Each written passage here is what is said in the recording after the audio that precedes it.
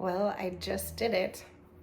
I just sent off all of the forms that I need to start at the Virginia Farmers Market this Thursday.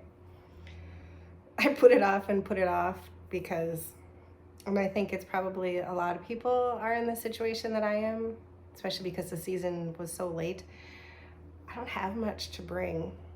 Or at least I thought I didn't have much. I started out with some radishes, and now I've got way too many seedlings out there. I've got more than enough tomatoes, and I thought, well, do I sell the cauliflower and the broccoli? But I don't know, some people might have shade cloth and they could get away with doing that in the middle of summer. And then my brother-in-law told me he's grown broccoli through a whole summer season, so, and they're down in St. Peter, so I thought, well, I'll just sell all these seedlings that I've got here, and I've got a bunch of basil, so I might just have a full table. I'm going to harvest my first farmer's market produce, radishes. They are big and bushy and beautiful. Hopefully they are as beautiful on the bottom.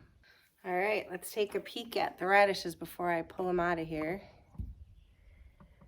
So, it feels like there's so many, but I'm sure there won't be as many as I think. But, so if we can see way down in here, over here. Yeah, I'll probably have like 2 bunches of radishes to sell at my first farmer's market, but I'm gonna do it anyway. All right. And radishes are kind of prickly, so I'm gonna use my gloves.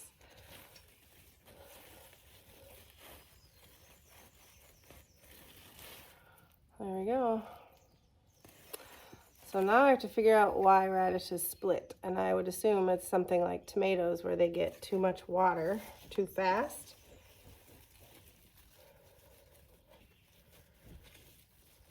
Ooh, look at that one. That's a nice one. I grew that. So if I take some of these bigger ones out, I think I'll be making a little bit of room for the smaller ones next to them to get bigger. Well, this is what I got. And there's a saying, apparently, you go to market with what you've got.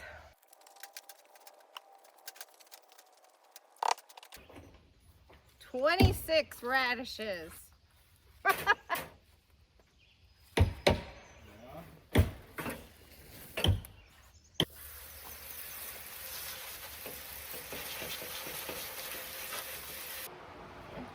So this is what I got. 5 bunches of 5 radishes. That'll sell for a couple of bucks each. They turned out really nice. I think they look really good. But I'm sitting here thinking, oh my gosh, I'm going to my first farmer's market with 5 bunches of radishes.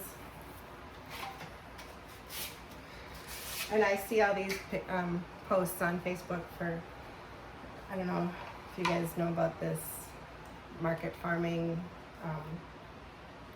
group on Facebook, but there's all kinds of people who say, oh, I made $34 at my first farmer's market.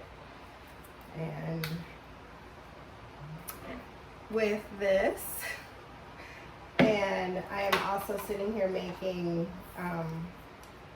labels for the different tomato plants that I'm selling. I have quite a few tomato plants, but I was kind of starting to talk myself out of it, like, you know, so you pay a certain fee to be part of this farmer's market. It's the Virginia, Minnesota farmer's market, by the way.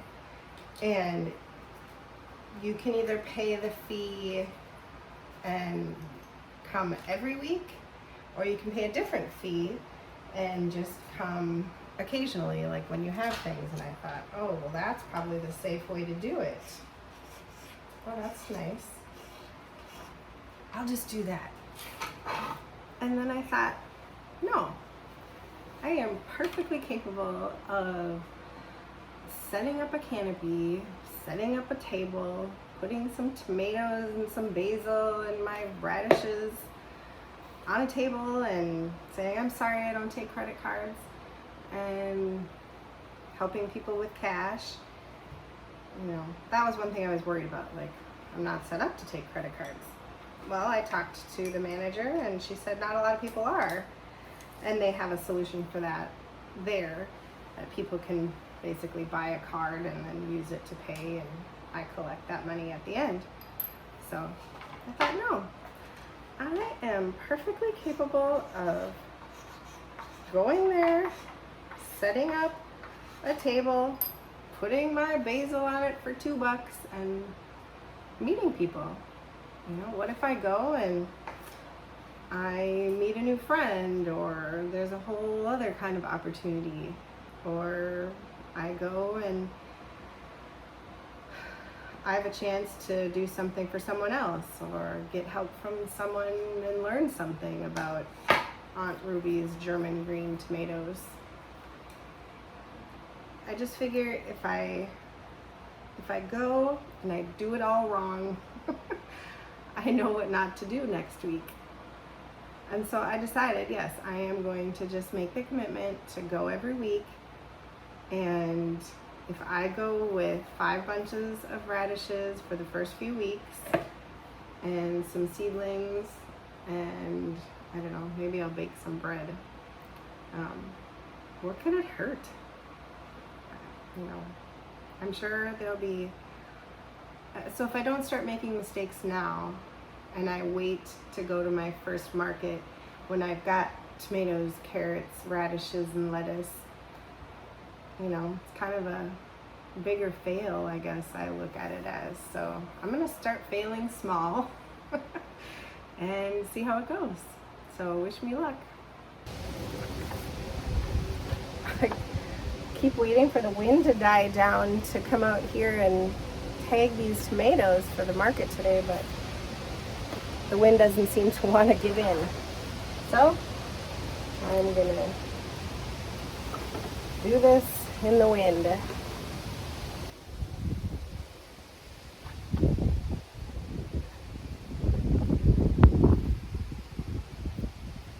I just used some wooden skewers in here to help them stand up a little straighter, because I don't have any like mini tomato cages, but this is actually working pretty well.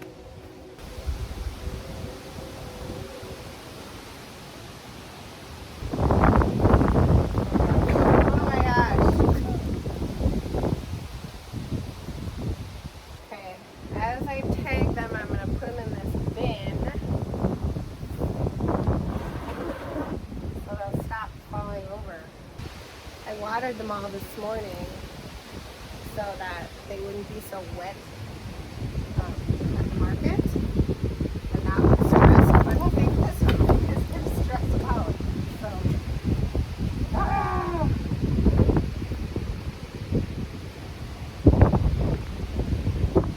I should maybe take these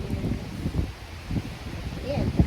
Oh my gosh, what is happening? Here I go, off to my first farmer's market. Got everything but the kitchen sink back there. Wish me luck. It's super windy here today, so wish me luck that I don't blow away, or all of my tomatoes don't blow away.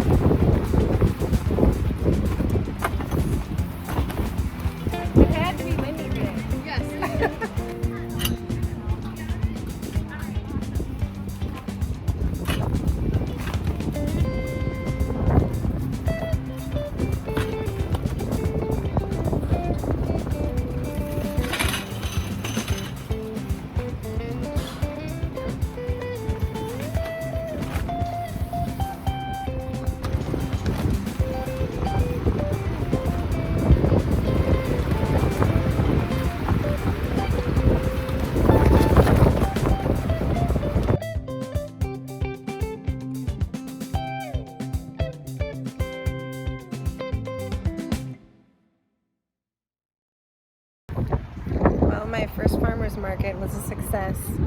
As you can see, I had to put all of my buckets on the ground because of the wind. And I thought it was going to be 90 degrees here today, so I have short sleeves and skirt on. Yeah, it's like 68 and tornado winds. I'm freezing. I'm about to take that tablecloth off of that table that's not being used and wrap myself in it.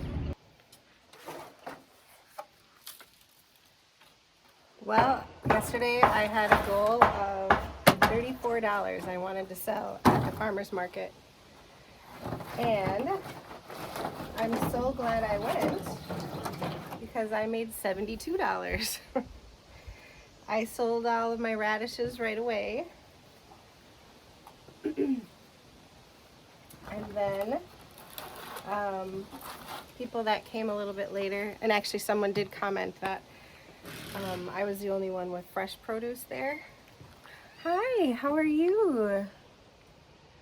There's Skittles. So someone did comment that I was the only one with fresh produce there. Even though I did see somebody that had some rhubarb. And I think somebody maybe had some greens too. But anyway, I was loving hearing that people were digging the fresh produce because I planted those radishes, I believe, in March. And the only reason I could plant those in March was because I had the geothermal greenhouse. So, yay! I did it. It was windy and hard, and I just feel so good that I tried it, you guys. And now I've got to find something to sell for next week. I didn't pick all the radishes, so I will get some of those. Hopefully I'll have more than 5 bunches again, but I think after planting some of the lettuces in the greenhouse the other day,